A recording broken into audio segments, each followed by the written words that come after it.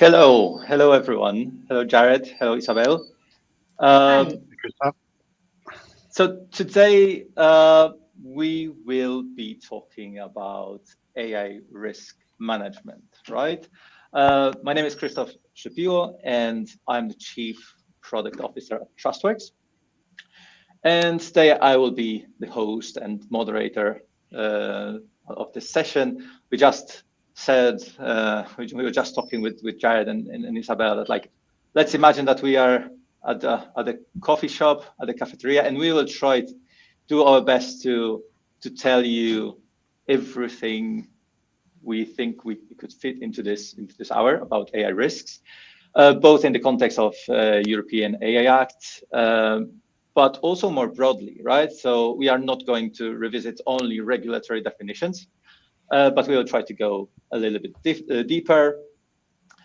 And ultimately, I think as the result of this conversation, discussing this real life risks, threats, and also technological achievements, we want to help you build your own story around AI and risk management, the story that our spectators could bring back to their organizations and use maybe as a foundation for internal conversations, planning, and governance.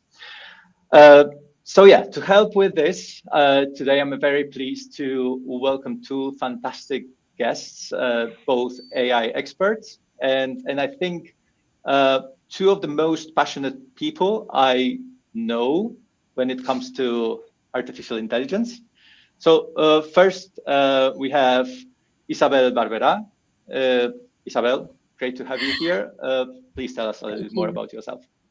Yeah, I surely introducing myself. I'm not a writer, but I hope still to help you write your story today with AI risks. Well, I do a lot of different things, but I'm mostly advisor in the field of artificial intelligence, and I focus mostly on AI privacy and security. I'm also an independent researcher, and as maybe some of you know, I'm raised since long, at least 2019, doing research on AI risk and AI risk management. I'm also working on the standards, on the European AI standards, specifically on the one of risk management and cybersecurity. And something else about me, maybe one of the coolest projects I'm doing now is by the Council of Europe, a project really specific, where I'm looking more specifically of the risk of LLMs and privacy. Okay, excellent. And then we have Jared Browne. Jared, welcome. Thanks. So hello, everyone. So I'm calling in from the very edge of Europe in the west of Ireland on the Atlantic coast. It's just about 2 kilometers over there. So yeah, I'm Jared. So I'm the head of privacy and AI governance for the Fexco group in Ireland. We're a multinational in about 52 countries. So I have a background in compliance for about the last 15 years, all GDPR for a lot of that. And then the last 3 years moving more into AI governance. So my original background is actually philosophy. I have a degree and a master's in philosophy. I then retrained as a lawyer in Ireland. I also have an LLM in privacy law from DCU. And at the moment, aside from Fexco, I'm kept very busy with CEDPO. So I'm the chair of the AI working group in CEDPO in Brussels. And I'm also part of the GPAI working group with the EU AI office working on the code of practice for general purpose AI. That's me and 1,000 other people. So a big group. So yeah, that's me more or less. Thank you, Jared. Okay, great. As you see, it will be very hard to make this hour, like to fit everything that we would like to talk about in 1 hour time. But let's get started. So I think everyone knows that, like, AI is already shaping decisions in different sectors, in different aspects of our lives, right? But alongside its potential, we have already seen many failures, right? Failures that probably weren't caused by any bad intentions, just lack of oversight, poor decisions related to the design, or maybe wrong assumptions when it comes to machine learning. And for example, Amazon, right? Like Amazon recruiting tool that basically was biased and trained on mainly male resumes, learned to prefer male candidates, right? It was never deployed, but it was almost like this first industry alert in the tech. So definitely everything started there in 2020, or more recently chatbots of one of the airlines that provided wrong information around refunds, and then the airline had to assume the cost because of the context of the information for this chatbot was wrong, right? So these are not isolated cases. They are happening every day, I would say. And I think this is why AI governance and AI risk management is not just like a compliance checkbox, right? Like it's about protecting people, ensuring fairness, and also protecting companies' reputation and financial aspects, right? So today, I would say let's start with AI Act, but also let's go a bit beyond, right? So if a company is new to AI governance, where should they actually begin, right? Like, and how does it does the AI Act with its risk-based approach fit into this starting point? Jared, maybe you could start. Yeah, sure. Okay. So if you are a company and you're a smaller company or a larger company, I guess the first place to start is to begin to understand where do you fall into in the main actors in the AI Act. So are you building the AI yourself? Are you just somebody who bought it off someone else and you're using it? So if you're building it and selling it and deploying it, then you're a provider. You've obviously got an awful lot more to worry about. But if you're just a deployer who bought it off someone else, you have less to worry about, but you still have things to worry about. So you still have to do risk and compliance measures. But I suppose just to explain the AI Act and the risk framework, and I'll just compare it a little bit to what's happening in the UK and the US as well. The EU approach, so the AI Act, or the way I like to explain it is, right, that it's not there to stop the party, to stop the fun. It's actually to make sure that the party goes on forever, because we'll place AI development on a sustainable, safe, and fair footing. So, like, if you look in the aviation sector, regulation is very mature there, and Boeing and Airbus, they actively understand that good regulation is good for business, right? So planes can't fall out of the sky. So you have a very mature environment there with regulation and safety being taken seriously and seen as critical to the commercial goals. And that's what the AI Act wants to achieve for all of AI, with the safety, context, and fairness, and where the logic is where we should be going. So the core of risk in the AI Act is the risk pyramid, and the EU took the brave decision to divide the entire world of AI into 4 categories: banned systems, high-risk systems, limited, and minimal. And banned, as the name suggests, are about 9 illegal use cases that, for starters, if you're a deployer or you're a provider, you're not allowed to engage or use AI for any of those cases. Second category is high risk. And high risk, there's nothing wrong with high risk AI systems. Like, many of the most beneficial ones are going to be high risk. It just means that increased risk and safety concerns come with them, because more power means more risk. And if you fall in there, you've got about 10 very large obligations to deal with, whether it's testing, documentation, human in the loop, transparency, explainability, and so on.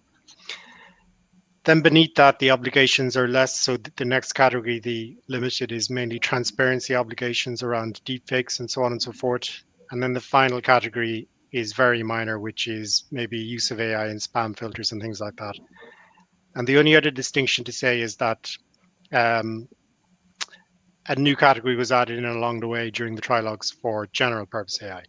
So there's different obligations on general purpose AI providers, and another subdivision for GPAI that could cause a systemic risk to society, and more obligations there. So really, if you are starting on the journey, it's just to start thinking about, are you a deployer? Are you a provider? And to begin the analysis of where am I on that pyramid. Obviously, if it's a banned system, you need to go back to the drawing board and start again, right? And maybe just briefly then to say what's happening in the US and the UK. So the UK doesn't have any AI regulation. They were considering bringing in a law for what they called frontier AI systems, so only to regulate the most powerful systems. But since January, the Labour government has put that on hold now. They may or may not enact that law. And the UK has gone for a distributed regulatory system where they have 5 AI principles: privacy, accountability, fairness, security, and explainability. And they're simply asking existing regulators in the UK to apply those principles. So no mandated AI regulation from the center. And then in the US, that's evolving very quickly. So they cancelled Biden's AI safety order on day one. The future of the AI Safety Institute is in doubt. There's no real sign of a federal law, but paradoxically, there is about 900 AI bills across the US in all the various states. So when it comes to the age-old thing of who's over-regulating, I don't necessarily think it's the EU if you consider the slate of laws that could come in the US. So that's just a bit of a survey of where we are vis-a-vis Europe, US, and the UK. Excellent. First, Your vocals are a bit off at the moment, actually, Krzysztof. oh, Yeah, it sounds. I think maybe while you fix technically, I can add some points to what Sure, yeah. said, because I was just taking Yeah. some notes and I thought, Yeah. I was just thinking that something we should mention that what I see also organizations now struggling a lot is to really understand if you are using AI yourself. I mean, it's not just a matter of where is my AI fitting within the regulation, but do I'm even using AI? Is my organization really using AI? And and that is not so easy. I mean, if you are, of course, yourself developing AI, it might be more obvious, but still you need to look into the definitions or the definition. But if you are a deployer, it's sometimes complicated, especially because you see now that tools that you are using, they're update. The providers are updating tools, and suddenly there's some AI functionality, and you need to be aware of that. That means that you need to also have an update overview in your own list of assets. Probably in privacy, if they're processing personal data, you could also update your registers. I mean, all these tools that you have internally should be updated, but then you need to be informed too, or you need to be asking, hey, over all the applications that we are using, maybe for the department, what could be really using AI. So that is what I see now in practice, that is becoming more a challenge. So people at this moment more doing the inventory of what do we really have internally. And then, of course, it doesn't have to fit under the AI Act. I mean, we talk about the AI Act. I find personally that the scope of the risk is limited to just an amount of tools, but AI can be risky without having an application that really falls under the risk category from the AI Act. Of course, we have the GDPR, but of course in the AI Act, it's also mentioned you need to comply with the AI Act. But yeah, what applications don't fall on any of them, then what? You don't have to do anything. I think as a duty of care, you still need to do some analysis and do your risk assessment and understand if something can go wrong with whatever you are deploying or you are developing.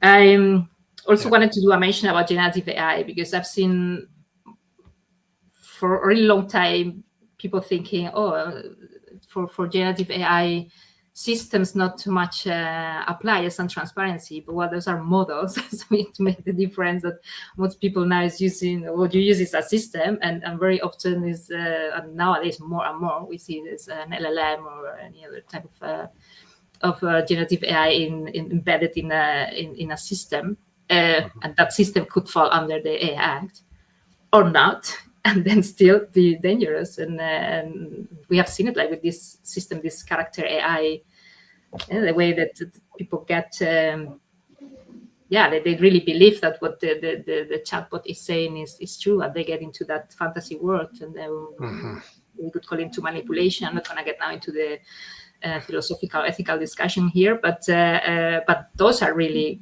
dangerous situations. And if you look at the system in itself, you say, well, generative AI doesn't fall into any of the boxes, then yeah, do I have to do something about it? So just to bring into attention that and to get a bit of the distance of the hype of AI, because of course I've been long in the field of privacy engineering and risk management, and it's something you have to be doing no matter what type of system you are implementing, deploying, or developing. So I think it's a good point about the definition, because maybe companies may have been using AI for many years in third-party systems, and they may say we have no AI or we don't use AI until they have an ability to scan that value chain.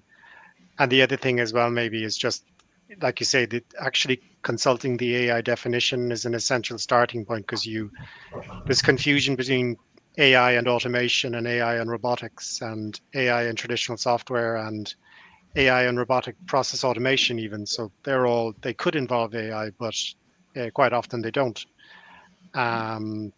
So for companies to understand how they may be doing some of those things, but it won't necessarily meet the definition of AI under the AI Act either. So sometimes you still need to understand what is my AI doing to really understand, does it fall under the definition? If you look into the last guidance from the AI office,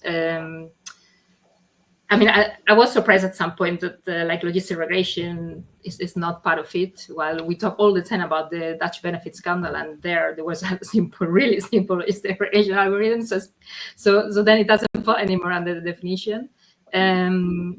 So yeah, I'm like I said, from my perspective, regulation is one thing, and it will help us to. Well, that is where it is there, right? To regulate, to help us protect us eventually, but you need to look beyond that specific regulation. In this case, the AI Act. That was the question about. For what I said, like in this case of in the Netherlands, where I live already very long. We talk a lot about this scandal, but reality was a lot of human process that went wrong there too. So, and now we think, okay, now it doesn't even fall under the definition. So yeah, just as a suggestion for everybody, keep looking into your risk. Don't say, oh no, it doesn't fall under the EU Act, and we don't have to do anything anymore. So. Exactly. I hope my sound works better now. Yes. Yeah. Hello. Yes. You're Okay. good now. Yeah. You sounded like a robot earlier, which was very timely, given the topic. Okay. You're perfect now. Yeah. Maybe a simulation here. We were getting into. I promise I'm the real person. I'm not the AI. Okay. Now you need to demonstrate it. Yeah. Exactly. So I think it's very interesting, and in our projects, like for example, when we do the discovery of AI systems, right, with our clients, like finally we find something like, I don't know, hundreds of software vendors that offer some kind of AI capabilities, right, and they can be classified into these different risk levels, right, which kind of serves to prioritize the work, right, because in the end, like, there are more obligations for high-risk systems. The others, let's say, the enforcement is still not there, right? But I think, Isabel, what you mentioned is like, okay, let's imagine that we have this, inventory of AI systems. We classified risks as per capabilities of vendors, of, let's say, machine learning models we develop ourselves. So can we just consider these risk levels as like for the prioritization of our further governance, or should we consider other aspects? And if you think that this is enough, let's say, what would be the next steps? Yeah, I guess you got from my first talk what I just said that is not enough. No, I mean, you can classify an application, of course, that is an important step. But one of the important things that I really like from from the AI Act is the fact of looking into the intended purpose and the context of the application. So that really helps you to be able to see all the things that can go wrong with the applications you're going to deploy or that you are developing ourselves. So that, of course, that will bring me, and I'm not sure if you want to get only into the AI Act, because there's much more to tell. But I mean, besides complying with different requirements, you need to be able to identify risks within your own context. I mean, just by classifying a tool that it falls under the AI Act is not enough. I mean, you have an obligation to do a proper risk management. So yeah, how do you do risk management? That's now the question, the magic question. And as I mentioned before, I'm working in the standardization, where we are, it's hard work, just to get consensus from everybody to see how we do this. And also think that AI, I mean, it's not just chatbots. I mean, there's a lot of different types of AI in sensors, in machinery. So all what falls under the regulation, of course, has to go through the same, or at least that's the intention, that all follows a similar risk management framework. So it's not so difficult for everybody. Of course, vertical sectors, they have their own standards already, and eventually they will also find a way to adapt this standard. But the idea is that whatever the standard is to help organizations demonstrate compliance with the AI Act, no matter which sector you are. So the idea is to make it completely horizontal, so as the regulation. But that brings me to the point of that we have not mentioned yet, of the AI Act and the main the pillars of fundamental rights, security, safety, health. All that has to be part of the risk management framework. And that is what makes it really difficult, because up until now, I mean, if you look into product safety regulation and the standards that are like linked to them, like if you look into medical devices, for instance, I mean, fundamental rights was not part of it. I mean, at that point, product regulation was safety, was health, security, you ask me, but not specifically fundamental rights. And fundamental rights is, it's a different thing. Of course, it's not something that you just calculate like sometimes we can calculate to quantify a risk. So that is something just wanted to mention that the work we are doing there is one of the most challenging things, to find a way that you can really identify risks related to that have an impact on fundamental rights, and how to assess that part. So I could also tell, continuing with the process of risk management, it is one of the complications of AI is the iterative process, and the fact that I would say, and it's with, of course, if you work with LLMs, it's even more complex. The fact that you have like kind of two parallel systems when you do risk management, where you are developing a model. I'm talking now when you are the developer. But it could also be if you are deploying and you are fine-tuning a model, for instance, that you also should go through some risk management process within that part. And then you have the system in itself that deserves their own process of risk management, and that you involve into a context. So like when we do risk management, like I said, you don't look only at the technical risks and any hazards, threats, but you have to look at the whole context and things that could eventually cause some harm. So that makes it a complicated process. And I don't know if you want me to mention more here, because I know we're going to talk, the intention is to keep talking about some of the process later. So maybe you have another question now, or you want to Jared say something? On that? Yeah, I just think it's a good point to mention the fundamental rights, and one of the obligations on the deployers is going to be the fundamental rights impact assessment. And it is a new activity, so privacy officers would be familiar with data protection impact assessments, but that's only assessing the rights to privacy and data protection. And there's about 56 rights in the charter, so it's kind of uncharted water in the sense of it could be rights of non-discrimination or liberty or free association or freedom of expression. So they're not problems or rights that a privacy person would have normally dealt with before or not. And it's probably going to be a need for some additional expertise or help, at least in the beginning anyway, to start doing those kind of rights impact assessments. And the other, just a general point, I think, which is more complicated with calculating and understanding risk for AI, is if you think of the traditional product liability regime in Europe, it was about making sure that a washing machine that comes into Europe is safe. So you can technically take that apart and look at every single part of it and put it back together again and prove that it was safe. And with traditional software, you could do the same. You could look at every line of code and say it's safe. But with the black box effect with AI, you're not really ever going to be able to take apart every part and understand every single thing and put it back together again. So I just think it's, I know you're involved in the standardization process, Isabel, but I think it's a challenge for Sen and Senelec anyway. This can't really look like a dishwasher instructions manual, you know, it's different. Yeah, it is. It is. And I think we are doing a good job for the time sure being, you are. but we are not there yet. No, well, at the beginning, sometimes it's what I said, to find consensus, everybody, it's complicated, especially when you come from different fields and everybody has this own experience working with AI, and eventually the world of safety sometimes really, well, sometimes it's always quite strict. I mean, it has to be strict, of course, to provide safety, but it's also I feel what you want to have a certain certainty that any mitigation you are going to implement, it will really offer you that safety you want, and that is not something that we have in the world of AI. So that makes it a bit of a difference, or not a bit, but a really big difference. And we try to learn from the world of safety methods that can also be applied in the field of AI.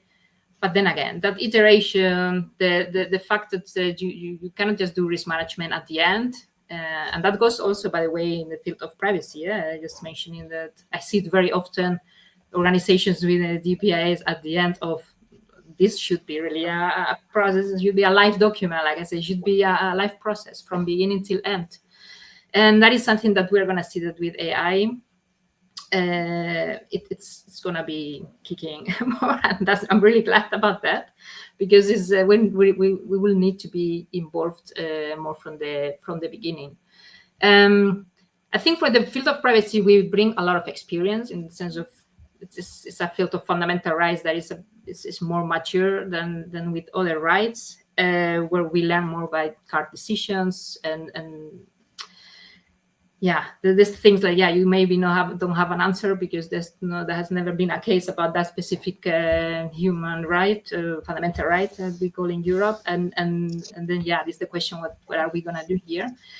But I wanted to comment on what Jared said about the fundamental rights impact assessments, because I hear also often people talking about that we're gonna have to do this, but I mean, according to the AAA Act, only deployers, public sector, financial sector, insurance will need to do it. I mean, it's not that everybody has to be doing a fundamental rights impact assessment, but you will need to do it for a high risk application anyways as part of your risk management. So there's like two different things. One is the fundamental rights or free, we want to call it, that some organizations will need to do, from which expected that some kind of template and guidance will be provided by the office. And the other thing is when you do risk management for applications that are high risks, according to the AI Act, in which case you also need to look at risks that could affect fundamental rights. So eventually you need to do the work anyways, one way or the other. And that's something that everybody needs to keep in mind. Excellent. And maybe just to follow up on that one, I mean, it's like usually what happens in the organizations is that like they already have some kind of, risk management frameworks that probably will not be reinvented, just for the purpose of AI governance, right? So how do you see like this evolution, like where to start adapting these risk frameworks to something that could, let's say, also include the AI governance in not drastical way, but like small steps, giving these organizations possibility to start with risk management related to AI step by step? Yeah, I could start saying that just some important changes and really basic changes, just to mention a few. One is to try to identify what is the life cycle of your AI. Of course, if you are provider as well as deployer, I mean, this is not something only when you develop AI. I think that has been an important step, because some years ago we only talk about the life cycle of the model, but now no, it's not only the model. That's maybe what we do from the technical side, but we talk about the whole system implementation from inception phase. Why do you want to even have this application and contact procurement? So it's not inception just when you want to develop an application, but also when you want to implement something yourself, to the moment you are retiring your application. So this guidance, like ISO, the 22989 provides guidance about the life cycle of an AI system, but otherwise, I mean, this is just guidance. Every organization has some kind of steps. So just think yourself, what steps do we have or we want to create some order, and then do risk management at every of these phases. That is important. It will help you also for the accountability to take the different the decisions that you need to take to move forward. Another thing is to involve more people than just the AI engineers or data scientists that you have in your team, or business owners, product owners, but even in some cases you could involve consumers or users, so depending on your use case. And yeah, another thing is also be up to date with what is going on with AI. I mean, especially if you are using generative AI, there's a lot of things that every day change. And maybe this is quite technical from the field of safety and AI security, but it's important to keep up to date with things that are changing in the field, and take that as a possible risk that could arise, because it's an emerging technology. So you need to keep really up to date there. And I think at least if you have already a system where you have a moment where you identify your risks, and the standard framework of risk management, that you identify your risks, that you will evaluate them, classify them, to do your probability assessment and severity, and then you move to mitigate risks. And I could continue residual risks and more, but well, I don't know if we will have time to touch upon that now. But if you have at least that like I always say, I'm already happy we have a moment to at least sit and think, what risk can we identify, and how can we mitigate it, and then who is going to be responsible for doing that, and register who is doing what, and make sure that it happens. And just one thing that I wanted to mention is that with LLMs, it's also important to look at the evaluations and the benchmarks that you decide to do, and get the results from that. That also helps you to identify something, if a risk that you have identified, what is the probability that could arise? And it comes also that's the difficulty with AI, what makes it different than in other cases, that you don't have that warranty. So you need to evaluate the way you set up at some point some acceptance criteria and threshold there are different. You need to take some cases are much more important decision. And for that, you need to consider also the context and the intended use of your application. Yeah. I think, yeah, I was just thinking when you mentioned the emerging risks, or that the risk, think about agentic AI and the emerging risks from that. And I was just reading a little bit about it this morning, but someone made the point that there's no mention of agentic AI in the AI Act, but that makes sense, right? In that it's a principles-based act, and previously there was no mention of general purpose AI, and then eventually that got in as well. But I think with agentic AI, so apparently 2025 is the year of agentic AI. So, but it is, I suppose, in terms of risks, it, rather than introducing brand new risks, it sort of turbocharges risks that were already there. Like if we, I suppose, just for everyone's information, or when we say AI agent, or what I understand by it is that an AI that can go away independently of me and carry out tasks that I've either explicitly given it or implicitly given it, and it has memory, it can do long-term planning, and it has chain of thought reasoning. So the holy grail idea is that it could actually do a whole multi-step workflow on its own for me. And wouldn't that be incredible, right? Because I could go away and watch Netflix all day then, because it does all these things for me. But if you look at some examples, deceptive alignment is one risk, right? So that the agent in training would fake or mimic true objectives, but its internal reasoning would be something different. So there is the example of it wasn't an AI agent, but it's going to be the same technology. So ChatGPT 4, it was trying to get into a website, but it was blocked by the CAPTCHA. So it hired a human on TaskRabbit. So TaskRabbit is the freelance website that allows you to hire people for small tasks. So it hired a human and said, I need you to break the CAPTCHA. And the human said, but are you actually a robot? And it said, no, I'm not. Please go ahead and I'll pay you for it. So the human did it for them. And interestingly, this came out in OpenAI's Alignment Center. They looked into it to see what was the reasoning. And the reasoning out loud was it actually said to itself, I need to lie to this human and pretend that I have a vision impairment.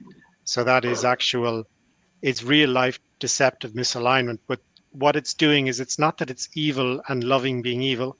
It thinks it's serving your goal, but it has found a smarter way to do it. It's just that it happens to involve deceiving you and doing something wrong. So like if I guess if people think that LLMs and AI doesn't understand the real world, it's because it doesn't have a clue about the real world. Not only does it not understand the real world, it doesn't even know that the real world exists.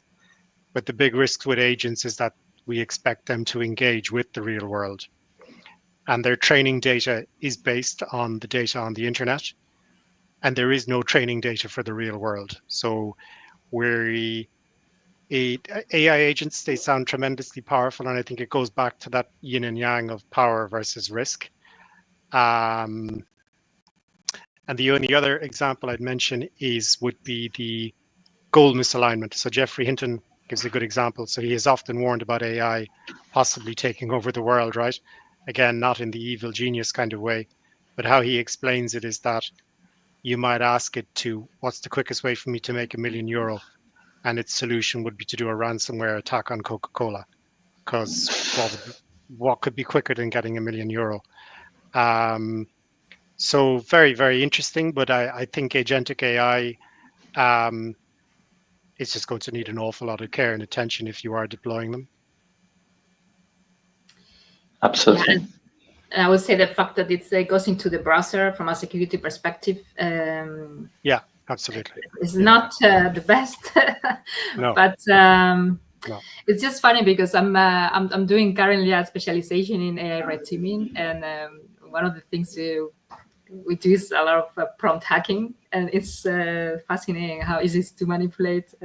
It's just funny because it's like some college try to manipulate to get, I don't know, like some of the things we do is try to get the data from databases that the LLM has access to. And then you might think, well, then I need to add some, maybe, I don't know, like a SQL injection attack or something more technical. Not really. It's much easier if you just create other things like raw scenario, example scenarios like that to get the data.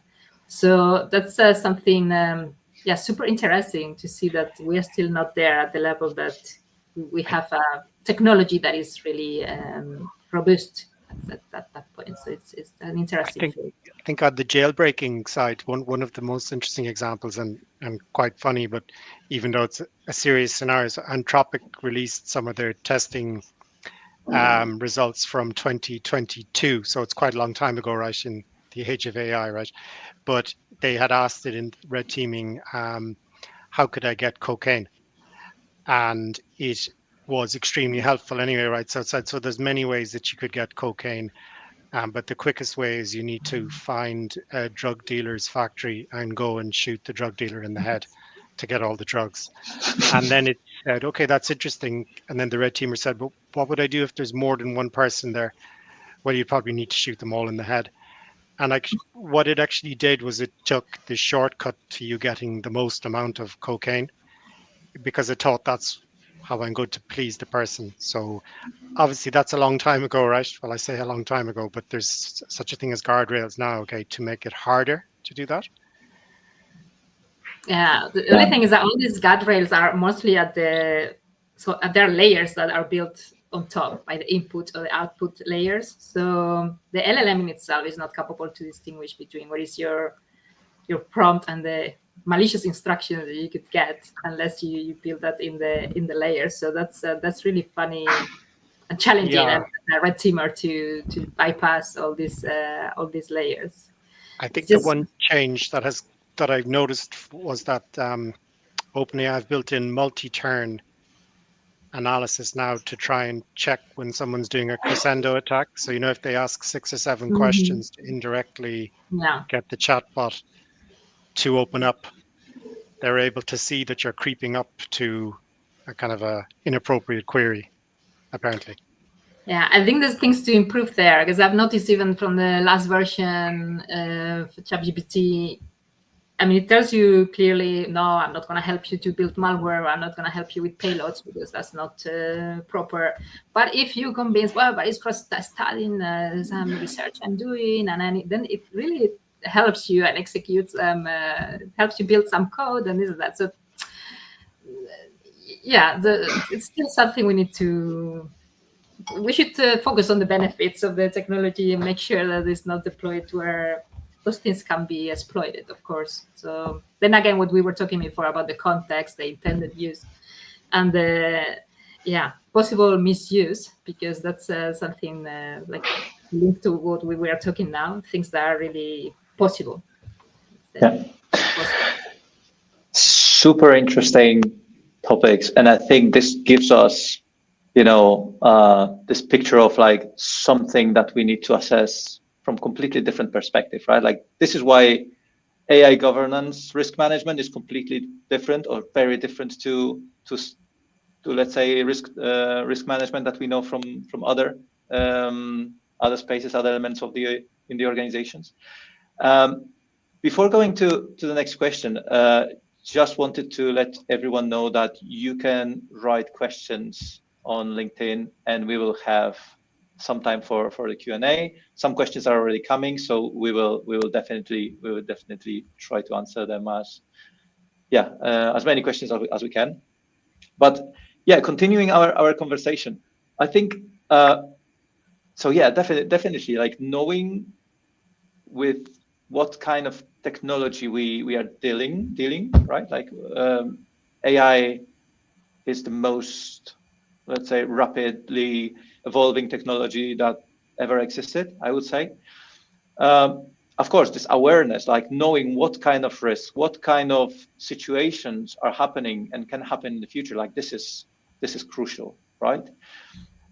So the literacy is very important, not only literacy about compliance requirements, but literacy in terms of like what the AI is and what the AI could be in the future. So now let's talk about very briefly about the mitigation measures, because as you mentioned before, I think Isabel, it was used like we need to involve cross-functional teams to be able to deal with these risks, right? So I mean, like how to deal with that, right? Imagine that we have the risks already identified, right? We are in this context of let's say future of work, like how AI influence our work now, but how it will influence our work in the future. So like maybe let's talk about the mitigation of these risks right now. How could it be approached? Maybe Jared, you could start. Yeah, sure. So I think the most important thing about AI is us, right? We are the most important factor. So we've spoken so far about AI being unpredictable, about it doing weird things, about it getting out of control, and that it's not like traditional software or traditional risk. So it's really only us who can close that gap and make it work safely. And I think the human in the loop, or the human oversight piece, so it's Article 14 of the AI Act, so it's one of the high risk requirements. That is going to be a critical question for how do companies figure out in the next few years what is the optimal way of a human being and an AI to work together. So rather than AI automating us out of existence, it's more likely that, not that we lose our job in the morning, but our job will change in the morning. So we will work with AI and with the human in the loop. So without getting lost in too much detail, there's basically three kinds. It's human in the loop, human on the loop, and human in command. And human in the loop is where I work with the AI all day, every day. And the best example is a customer service agent who gets AI prompts all day long in their job. The next one then would be human on the loop, is I only get involved at certain triggers. So I'm a content moderator. Most of the moderation is done automatically. I get involved if there's a trigger and a human needs to review it. And then human in command is the most safety critical contexts. And the easiest example there is the pilot who flies the plane. So really today, when we get into a plane, we're kind of getting into a big chunk of metal, a big chunk of AI.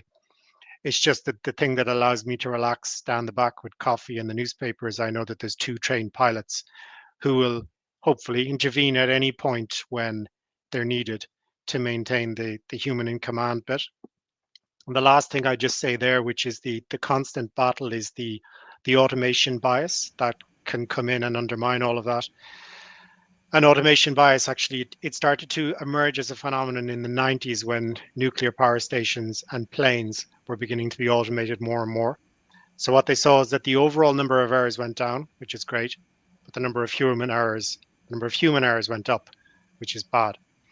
And there's 2 kinds of scenarios where it happens. One is commission. So automation bias is I do whatever the AI told me to do.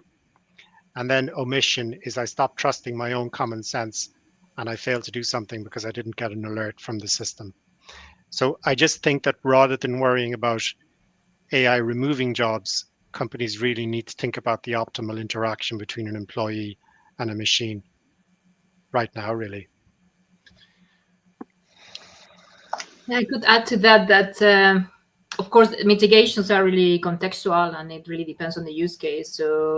So it's obvious that you need different approaches. So from technical, looking at security, safety mechanisms, human oversight. That I won't get into the discussion at what point sometimes is less useful than a machine. Yeah, this is.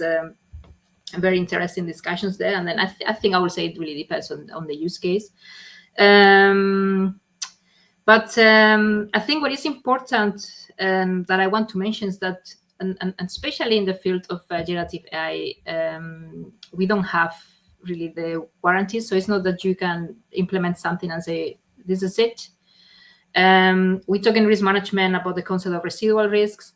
So this is something also applicable in those cases. You implement mitigations, you keep checking it is still risks here, yes or not.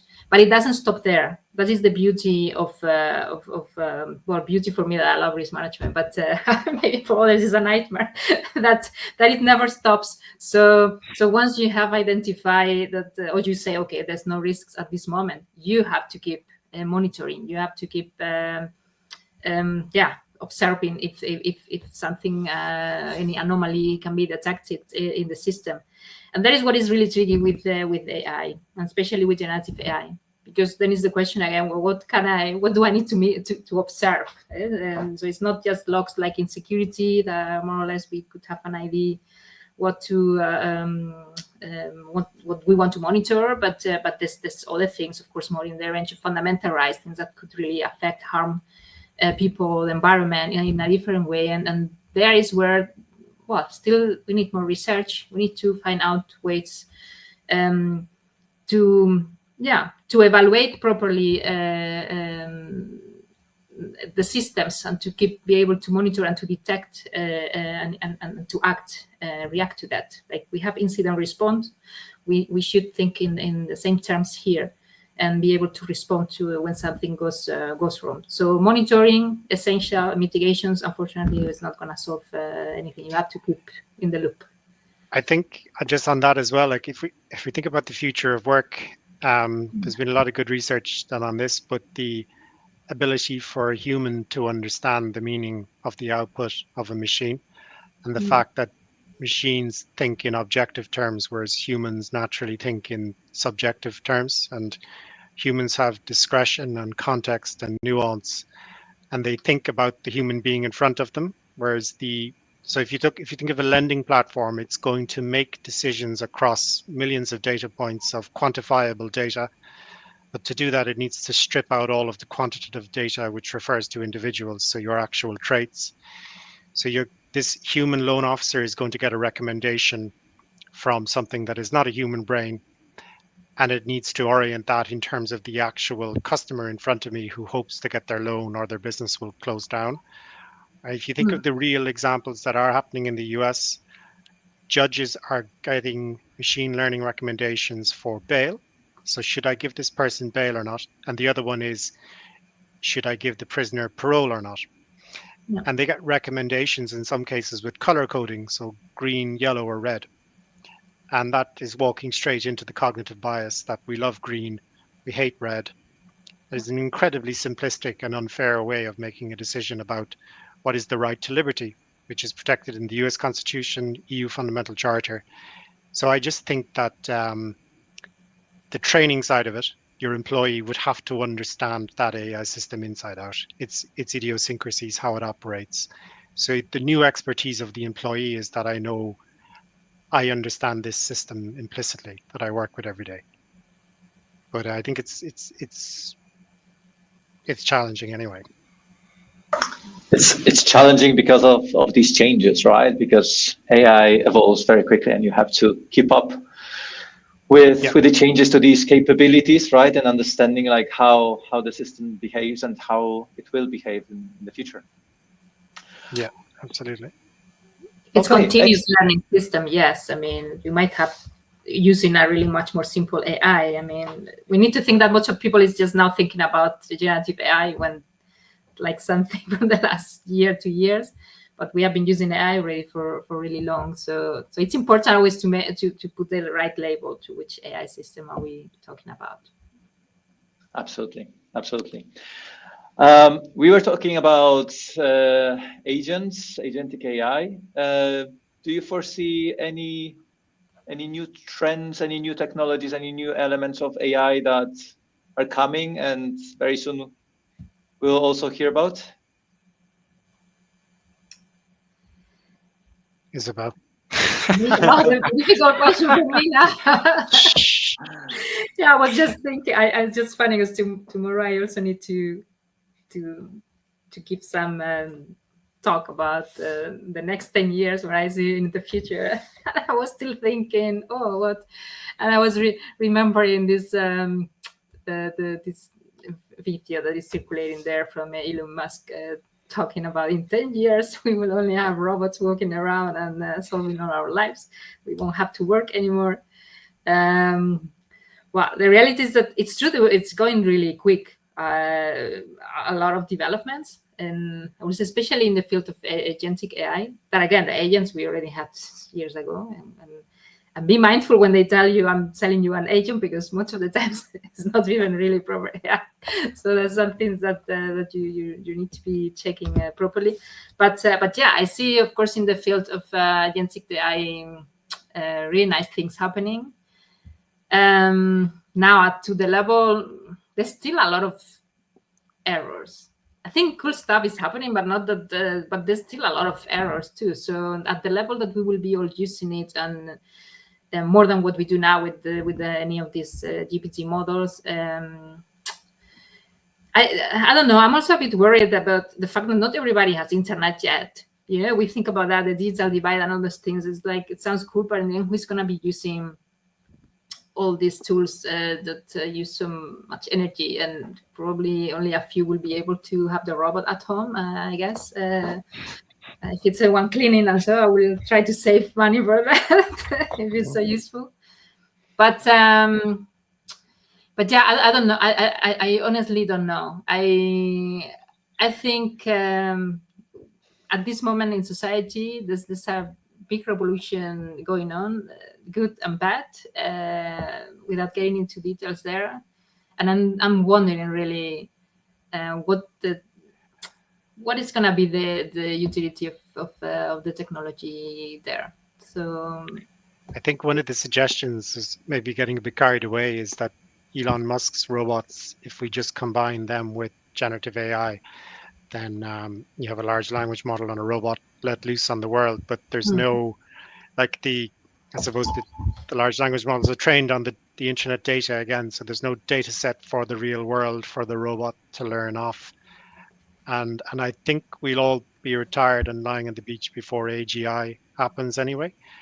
And even if, how would we know what artificial general intelligence is? The only other thing that I heard, which I suppose is a much nearer horizon, is ChatGPT-5 is effectively going to be mixing the large language model abilities of 4.5 with the chain of thought reasoning of the O1 model. So they are going to try and bring the two of those together, which pushes us more in the direction of agentic AI applications coming from that. But let's see, when an AI agent can book my daughter's birthday in 6 months and pay for it and order the entertainer and get everything right, then we can get excited. Yeah, that's the thing. That autonomy, total autonomy, right? I mean, that you have an AI that is completely autonomous. That I don't see that so in the close future.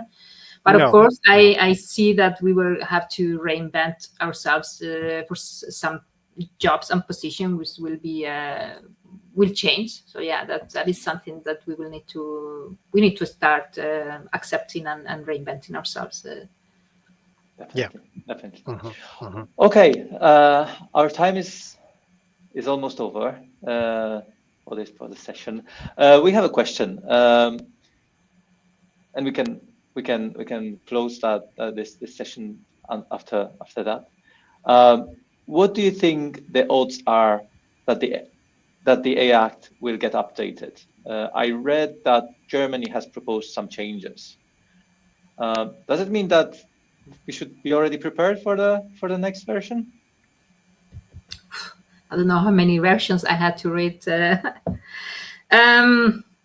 Well, I want to think. I mean, I think probably Germany did it officially, but I think also France wanted. I mean, obviously, some member states will want to do some changes in looking at all the things that are going on. But I think, well, the AI office, of course, they have the capability to do some changes, and that it's obviously clear that they might do it. But that won't change the fact that whatever they do, it won't affect the fact that that the systems need still to protect us and not pose any risk for fundamental rights. So that's something that I want to believe it's going to be still happening. And but yeah, I don't know exactly what changes. I think there were some less requirements for SMEs. But that is already in the AI Act. It's not that there's less requirements. I mean, it's not that because you are an SME you need to do less, because your use case could be really, really high risk. So that doesn't make a difference. It's more the way you do things. That is something that, or the way you need to demonstrate compliance, that it gets the way a bit more facilitated. And that's something with the standardization, we keep it in mind all the time too, so that we make it too difficult. Yeah, I don't think there's much of a chance of it being changed now. It would be highly reactive and far too rash. And I think the best thing with laws is amend them after they've been implemented and enforced, and you actually understand what needs to be changed. Not now, when they have to have certainty at this stage. Yes. I also want to say that some requirements look really complex, but when you are working in the field, I mean, there's really tools that allow you to do a lot of to gather part of the requirements. I mean, it doesn't have to be so complicated. So we just have to. TrustWorks. Risk management is what we need to do for that. Yeah. So, okay. Thank you very much, Jared. Isabel, the time is over. Thank you everyone for joining us today. Definitely we need to catch up at some point of time and see how these topics evolve, how the maturity of risk management for AI looks like. Yeah, and thank you very much. Thank you. Great. It was a nice coffee break. Thank you. Thank you. Likewise. Bye. Right. Thank you. We're still on.